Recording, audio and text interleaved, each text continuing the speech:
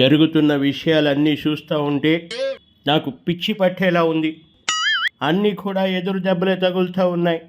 ఒక పక్కనేమో బయలు రద్దయ్యేలా ఉంది, ఇంకొక పక్కనేమో ప్రజలు నా ముఖం చూస్తేనే అసహించుకుంటూ ఉన్నారు.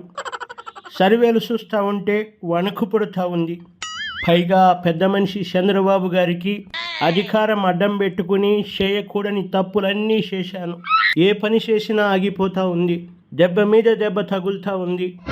కోర్టులు ఏమో మొట్టికాయలు వేస్తూ ఉన్నాయి.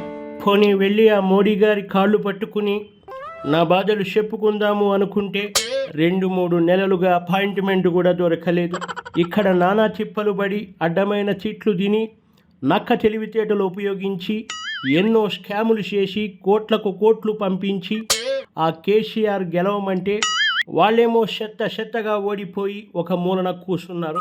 కేసీఆర్ని నమ్ముకుని ఇక్కడ నా ఆస్తులు కాపాడుకుందామనంటే అంతా గుండు సున్నానే మిగిలేలా ఉంది. 24లో మళ్ళీ ఏదో నాటకమాడి గెలుద్దామనుకుంటే నాతో సహా ఒక్కడంటే ఒక్కడి మీద కూడా ప్రజల్లో అనుకూలంగా లేదు. ఆ రోజా చూస్తేనేమో తాడు తెంచుకున్న బర్రెలాగా ఏది పడితే అది మాట్లాడి ప్రభుత్వం పార్టీ పరువు తీస్తూ ఉంది.